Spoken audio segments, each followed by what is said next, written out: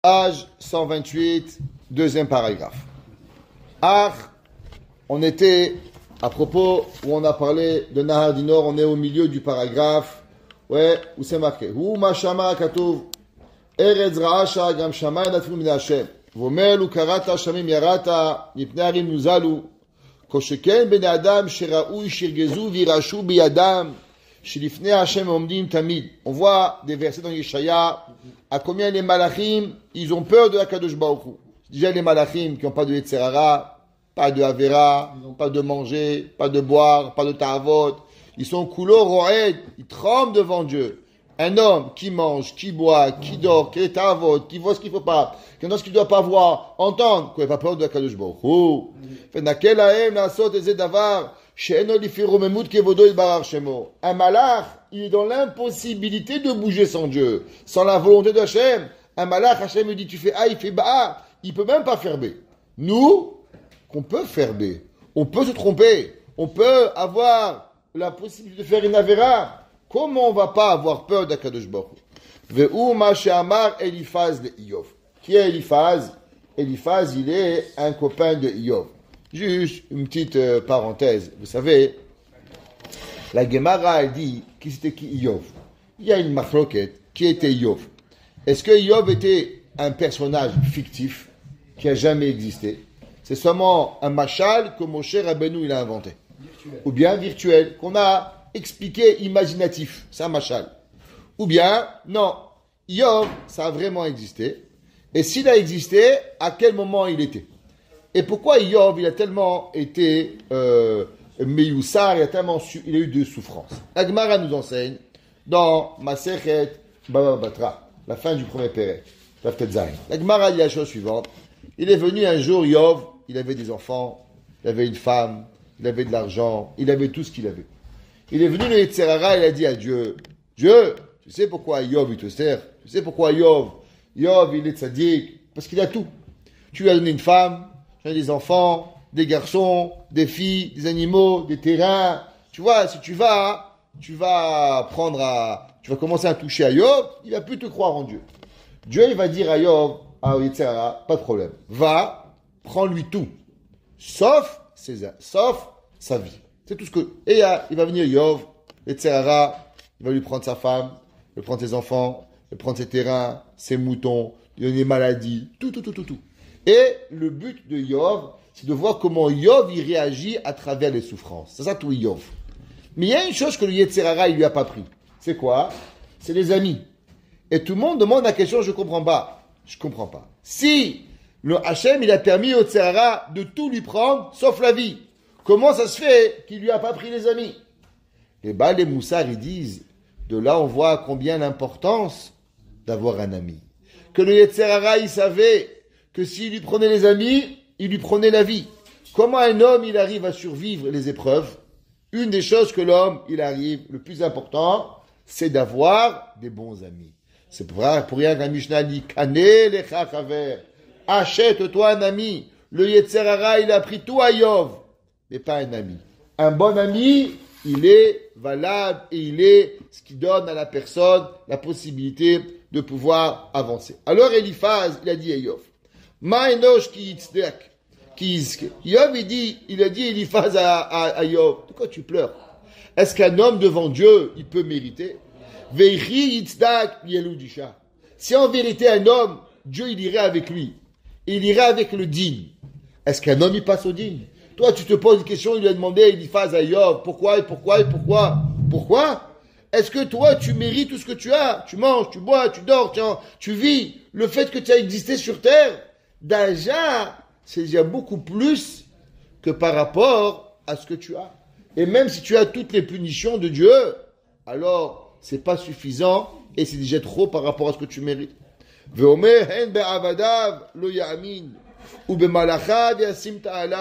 Il lui a dit, tu sais, aucun des serviteurs de Dieu, aucun des humains, on peut avoir confiance. Et seulement dans les anges, on peut avoir. Pourquoi? Les louanger. Parce que les anges, eux, ils n'ont pas de possibilité de faire l'inverse.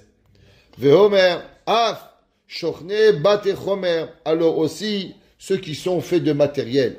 Ki ne'al ken sarir vadai, sheikhirat tamid.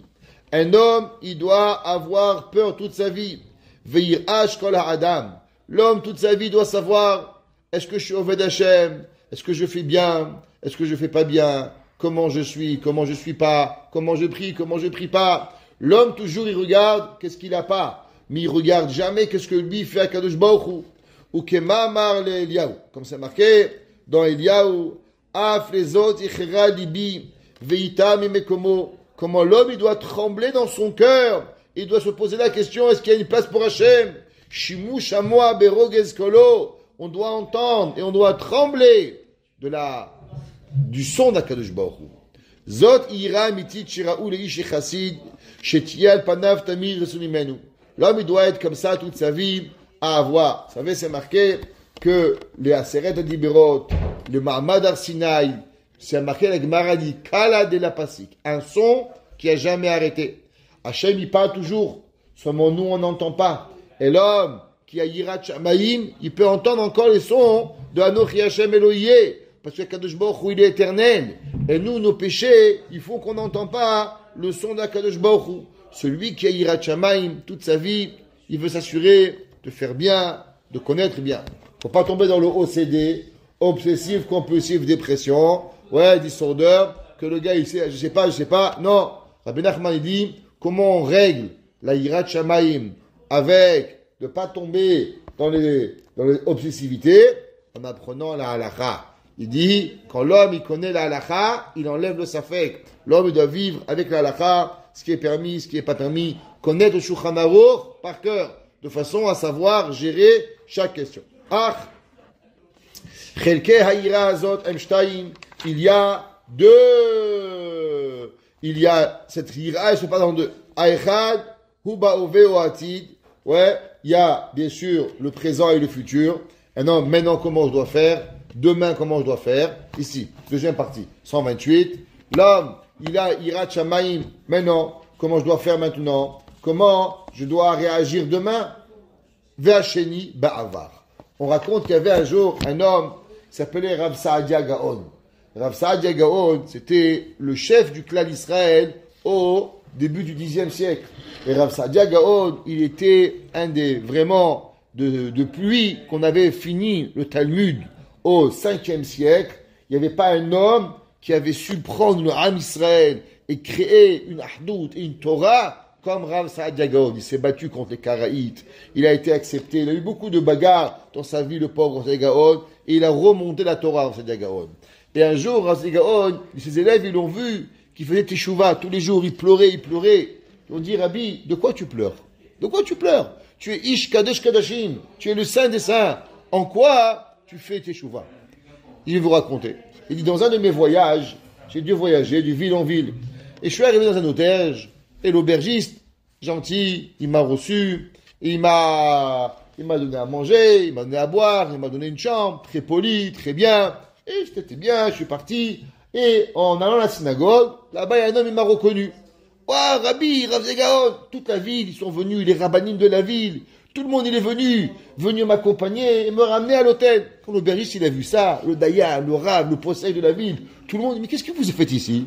Et qu'est-ce qu'on fait ici? Mais tu sais que c'est qui dort chez toi? Rav Saadia Gaon, le Gadol Ador, il est chez toi. Quoi? Il est devenu l'aubergiste, il a commencé à s'excuser. Mechila, Mechila de quoi? Il dit, si j'avais su qui vous étiez, je vous aurais donné une meilleure chambre, un meilleur manger, un meilleur verre d'eau, un meilleur café. Et durant tout le temps que j'étais là-bas, il s'excusait que le premier jour, il ne savait pas que j'étais. Hier, j'ai appris un moussa. C'est que tous les jours, on grandit.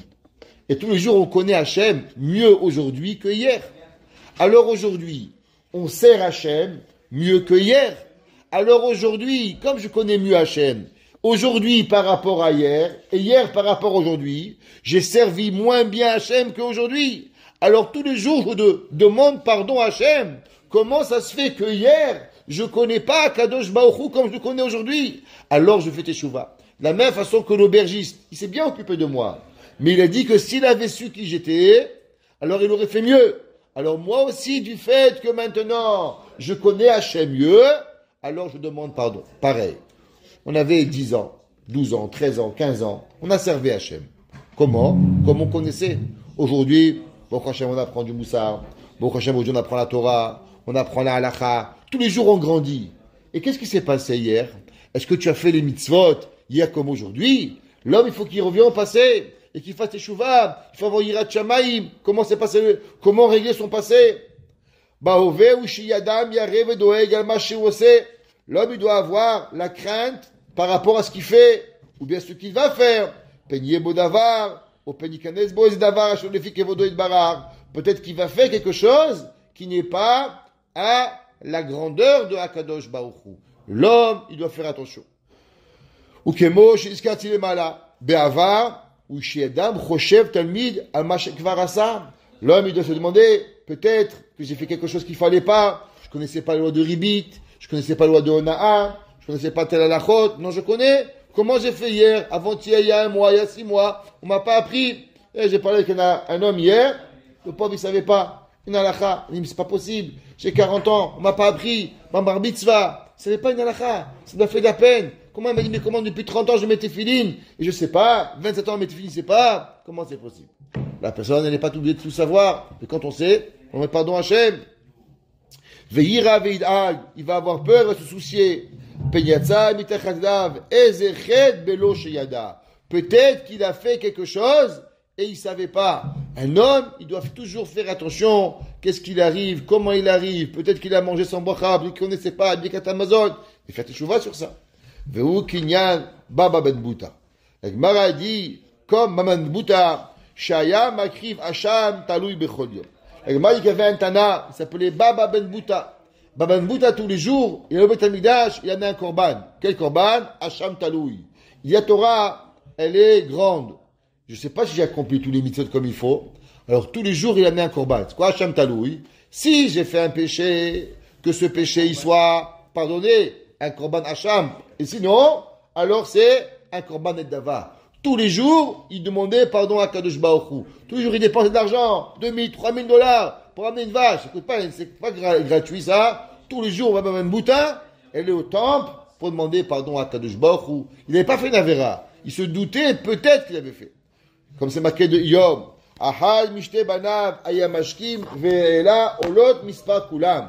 C'est marqué que Yov, après chaque fois qu'il avait un festin de ses enfants, il amenait des korbanot pour pouvoir demander pardon à Kadosh Baruch Hu. Vous savez, il y a une Gemara. Bien, on va lire maintenant la Megillah de Ruth pendant Shavuot. La Chachamim nous ramène qu'il y avait un homme qui s'appelait Boaz. C'était quoi le vrai nom de Boaz? Le nom de Boaz, il s'appelait Evtsan. La Gemara a dit Evtsan, il avait 60 enfants. 30 garçons, 30 filles. La Gemara a dit que Evtsan, ses 60 enfants, ils sont morts. Quand ils mourent, ils sont morts, Dieu préserve. Ils se mariaient. Le lendemain du mariage, ils mouraient. Un après l'autre, comme ça. Tous les enfants, tac, tac, Dieu préserve. Allez-nous, catastrophe. 60 enfants, il a enterré. Boaz, Rahman Alitza, vous imaginez ça? C'est terrible. La Gemara a dit, qu'est-ce qui s'est passé avec Boaz? Pourquoi il a perdu ses 60 enfants? La Gemara a dit qu'il y avait à l'époque une coutume que quand un homme il offre un cadeau, comme le Marocain, tu gardes, on offre un cadeau à ton mariage, tu nommes. Crémizy m'a donné $100, Bouzaglo 500, Cohen 300. Quand il a un enfant que lui, se marie, tu lui rends le cadeau. 300, 500, 400. Alors, Boaz, Evtsan, il y avait un homme, il s'appelait Manoah. Manoah, c'était le père de Shimshon, il n'avait pas d'enfant. Alors, à chaque fois qu'il y avait un mariage, Evtsan, il a dit, je ne vais pas l'inviter. Pourquoi? Parce que lui, il va venir, il va me donner un cadeau. Mais moi, je ne pourrais pas lui rendre le cadeau. Alors quoi, juste lui prendre l'argent, le pauvre, 60 enfants, il va me faire 60 chèques. Et moi, je ne pourrais même pas lui rembourser une fois. Alors, il n'a pas invité au mariage. Et Manoah, le pauvre, toute la vie, il est invité au mariage. Et lui, il n'est pas invité. Et dans son coin, il pleure. Lui, il verse une larme et l'enfant, il meurt. Chaque enfant, il n'est pas invité et il meurt l'enfant. Quand elle est venue, Naomi, elle a demandé à Ruth, tu veux te marier avec Boaz? Elle dit non merci, je ne veux pas me marier avec Boaz. Il dit pourquoi? Tout celui qui s'approche de lui, il meurt. Son mariage, il vient, il va mourir. Je ne veux pas de lui. Regardez le pasouk. Et dit Naomi, ve'evakesh lach manoach ve'itavlach. Je vais te chercher, Manoach, tu vas aller bien. Naomi, je sais pourquoi. Tous les enfants, ils sont morts. Pourquoi? à cause que Manoach n'est pas invité au mariage. À ton mariage, je vais m'assurer que Manoach il vienne, et quand Manoach il va venir, alors automatiquement, tu vas avoir. Baba Ben Bouta, Yov, qu'est-ce qu'il faisait Yov? Chaque fois qu'il mariait un enfant, il courait au Beth Amikdash. Il dit peut-être que mon fils il a oublié quelqu'un. Peut-être que le mariage de mon fils, il a oublié un invité. Et de là, le pauvre, il y a un juif qui pleure. Have Shalom. Et là, au Kuba, il y en a des corbanotes, Yov. Il demandait pardon à Kadosh Baruch Hu pour ne pas, Have Shalom, arriver. L'homme, il doit savoir. Des fois, tu fais pas attention, tu fais un cheshbon. Mais ce cheshbon, qu'est-ce qu'il a fait, Boaz? Boaz, il n'a pas Have Shalom pour pas inviter une personne. Manoach était Gadol Ador. Manoach était un tzaddik. Mais Manoach, il a eu pitié de Manoach, Boaz, à cause qu'il a pensé qu'il va le ruiner. Alors il a dit, vaut mieux que je l'invite pas, comme ça, il n'a pas donné de l'argent. C'était un cadeau qu'il lui faisait. Mais Boaz, mais Manoach, il a mal pris. Et du fait qu'il a mal pris, qu'est-ce qui est arrivé? Barminan, il a perdu 30 enfants. 30 garçons, 30 filles. Vous imaginez, un homme comme Have Shalom, la Avera, elle peut arriver et être terrible. La paracha de cette semaine, parachat Behar, c'est marqué dans le pasuk, l'otonu ishetamito. Chachamim, ils disent, pourquoi c'est marqué deux fois Ona'a? La c'est Ona'at Mamon et Ona'at Dibour. C'est quoi? Par exemple, quelqu'un, il vend un livre, $1. Tu veux pas que je suis un touriste, me vendre à $5. Je suis pas un pigeon. C'est assourd. Tout le monde vend à $1, tu me vends à $1. Tout le monde vend à 5, tu vends à 5. Parce que tu vois que je suis touriste, tu me prends pour un pigeon. C'est assourd, ça s'appelle Ona'at Mamon. La Gemara a dit, mais il y a pire qu'Ona'at Mamon, c'est Ona'at Devarim. C'est quoi un Devarim? Il dit, ah ouais, toi, tu étais Balchouva, tu connais le cochon, ça, à quoi ça goûte? Le pauvre, tu lui as fait une honte. Il y avait un jour, un homme, il arrivait devant un rave, et un vieux rave, il est marié, il a des enfants, des petits-enfants, il était invité dans une synagogue, et un gars là-bas, un mouchrat, mamash mouchrat, et devant tout le monde, il dit, ah, tu te rappelles quand on courait derrière les filles, toi et moi? Le pauvre le rave, s'il avait vu un trou sous terre, il serait rentré, il a failli mourir de honte. C'était vrai, peut-être, je sais pas si c'est vrai ou si c'est faux, mais pas. C'était quand tu avais 12 ans. Le rave, il a 80 ans aujourd'hui. Il est devenu un tzaddik, un rave, un père. Ses enfants, ils ont besoin de savoir que quand il avait 12 ans, il courait les filles. À quoi ça sert ça? On a des varim. La Gemara dit rapporter à quelqu'un quelque chose. Shulchan Aruch ramène dans les chot Ona'a. Et il dit que, faire attention, Ona'at Mamon, je t'ai volé, je te rends $4. Tiens, je t'ai vendu là, le verre à $5 à place de $1. Je te rends ton $4, c'est fini. Je pardonne. On a des varim, il n'y a pas de rendre. Tu peux pas, la honte que tu peux le faire. Gedola, la Gemara a dit, Akadosh Baruch Hu, il dit Ani Hashem. Dans On a des varim, Akadosh Baruch Hu, il punit beaucoup plus que dans Ona'at Mamon. Pourquoi? Ona'at Mamon, Itna, les Shavon, c'est possible de rendre. Et dans Ona'at des varim, c'est pas possible de rendre. Combien de fois dans notre vie, des fois on fait pas de mal, mais on oublie, on fait un mauvais cheshbon, et à cause de ce mauvais cheshbon, qu'est-ce qui arrive? On peut blesser quelqu'un. Il dit le Ramchal, l'homme dans toute la vie, il faut avoir cheshbon aujourd'hui. Yirat Shamayim. Ce que je fais maintenant, je fais bien, je fais mal. Aussi, par rapport à demain. Comment je vais faire demain? Ça c'est facile encore. Mais faut que je refasse mon passé.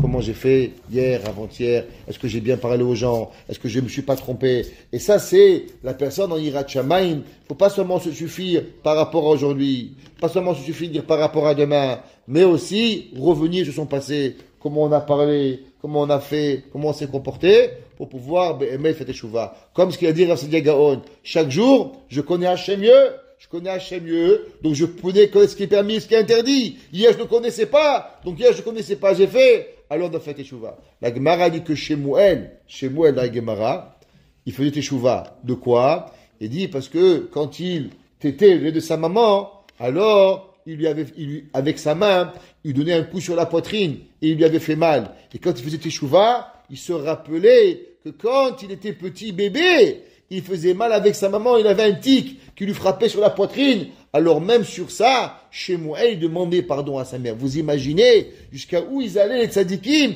Même un bébé de 3 mois, quand il lui mordait à la maman ou lui faisait un peu mal, Alzé, déjà, il demandait pardon. À combien on doit revenir sur ce passé? Amen ve amen. Lag ba omer sameach.